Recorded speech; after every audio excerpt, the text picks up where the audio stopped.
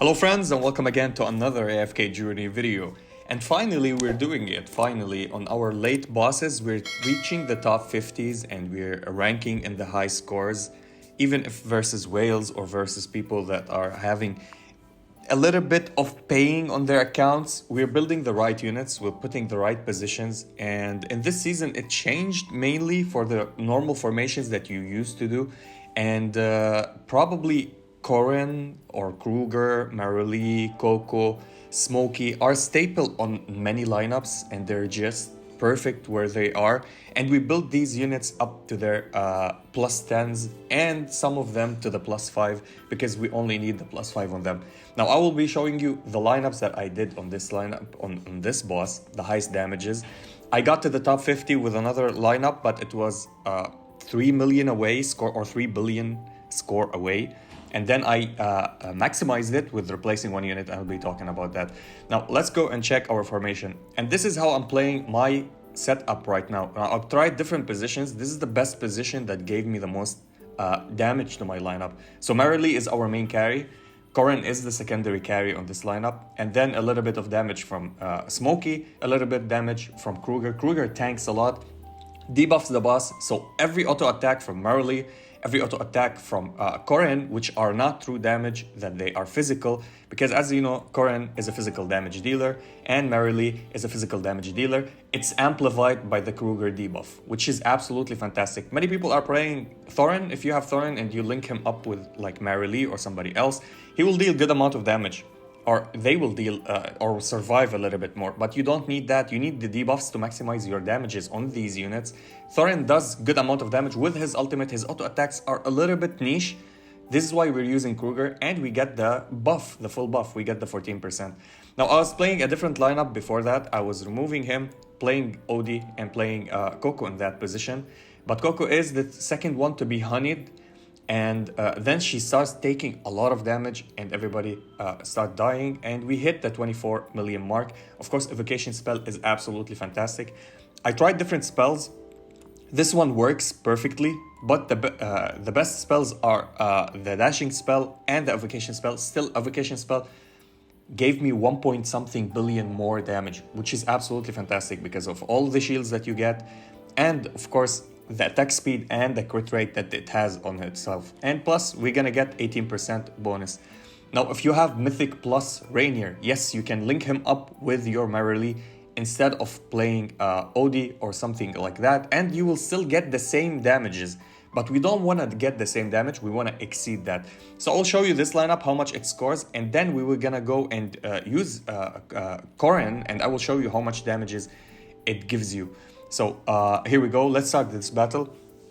So yeah, Odie, I put him in this position because I don't want him to get honeyed immediately or before Coco, because he will die and your damage output will be decreased a little bit, and this is what we want to get. Now of course Coco at Mythic Plus makes a lot of sense and gives you a lot of high value. If she's not at Mythic Plus, she would die earlier and your lineup would die earlier. Look at those shields, how thick they are and how they could save us until she gets her buff again and put it on us. So the buff is also, as it's attacking buff as well, increase your attack. It also gives you lifesteal and it will give you defensive capabilities so you can survive. And as you see, this it stacks up on her. As you see, she have the buff on her and she's dying. Even with the buff, she's still dying because we needed somebody to be more consistent on this lineup, and then we will lose the buff from her. We still deal good amount of damage. It will get us to the 24 million, and this is where I always end up with using this lineup, this specific lineup, the 24 million, which is really good actually. But what you want to do is exceed this. Now if you have Corin build, if you have Marilee build, you don't need to play Odie on this boss. If we look at the damages, Smokey is dealing more damage than Odie. This boss is taking a lot of physical damage and true damage from Marilee, as we see. Kruger is helping a little bit with his damages, but the debuffs that he put and the survivability kit that he has, as you see, he's the one tanking, getting the honey at the start of the battle, and then he died last one or second to last, which is absolutely fantastic.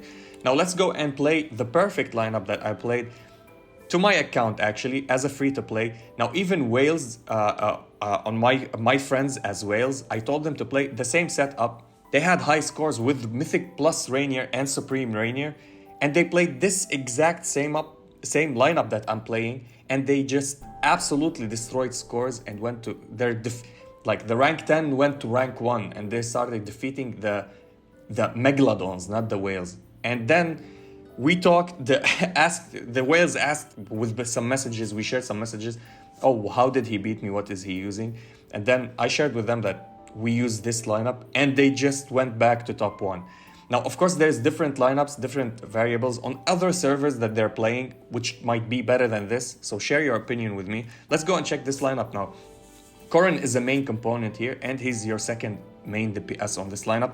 Plus the survivability, plus putting Coco on the left side, she will get honeyed later, so she will not be taking that much of damage. We will lose our Smokey before we will lose our Coco, which is a big value for us. We want Smokey for the heal and mitigation, of course, and the attack that he gives us, but we want him to deal his damage, and then after his damage, if he goes away, Coco will be the one saving us and healing our lineup as well. And Corrin does a great job with getting back and giving us some shields because of the survivability mechanic. Plus we have the invocation spell on top of that, and Coco debuffs and buffs, which are amazing actually for the lineup. Look at Corrin, he went to Smokey a little bit. That gave him the time to survive a little bit, and Coco gave us the buff and he healed again. So we broke our record now with the 24, and we're going for more and more. And now Coco sadly died sooner than what we expected.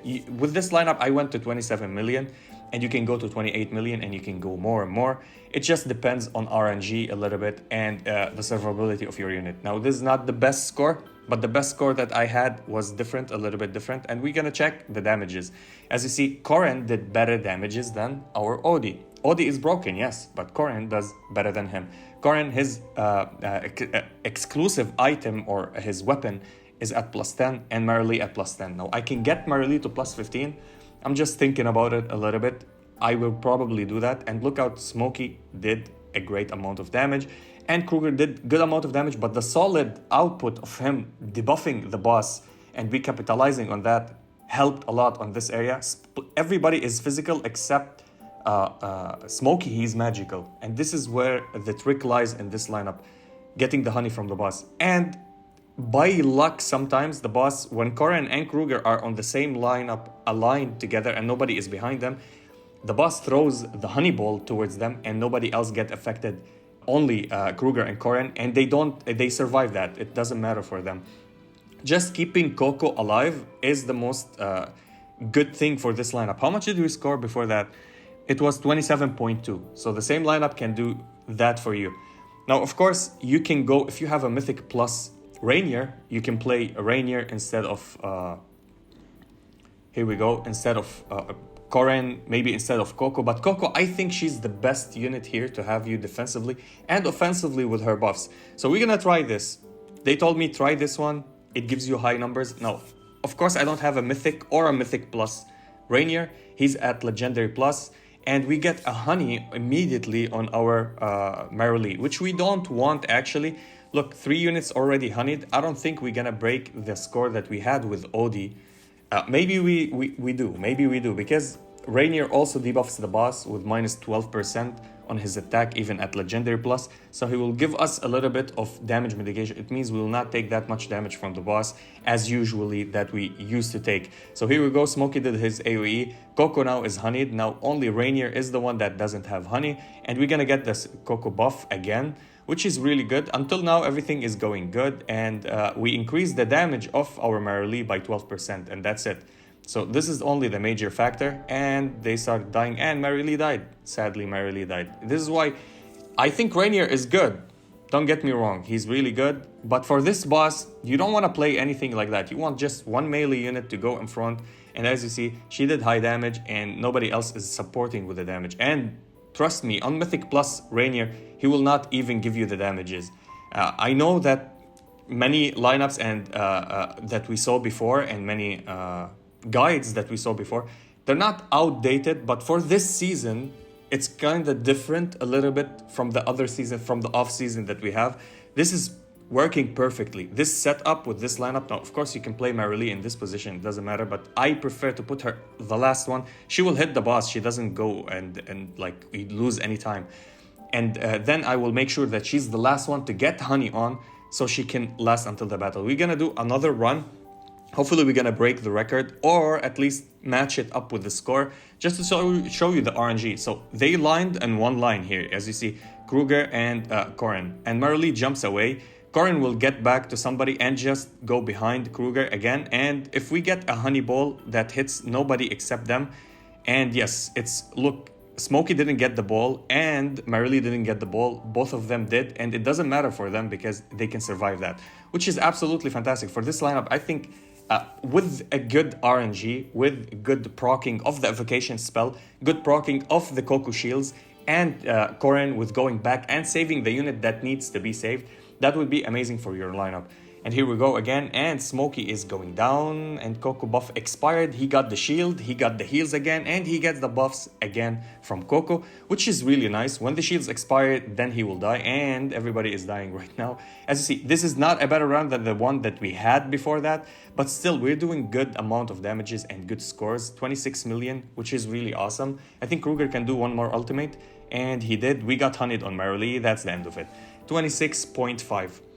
And we did get the 27.2, and that's just by RNG. So it's kind of RNG in the end. If you get more crits, if you get more procs on the evocation spell in the right timings to save your units, if we can survive, Corin Go gives shields to Coco by the last second before she dies, and she gives you the buffs, that's what will make or break your run. And that's absolutely fantastic. We did a lot of damage, and this is the highest scores that we went with. As free to play, rank 33 is not bad. Even if I get to the rank 49, that would be absolutely awesome. But imagine if you're paying and investing on your account and you have plus 15 on Corin, plus 15 on Marilee, and you're going versus this boss, you're absolutely ranking in the top 20.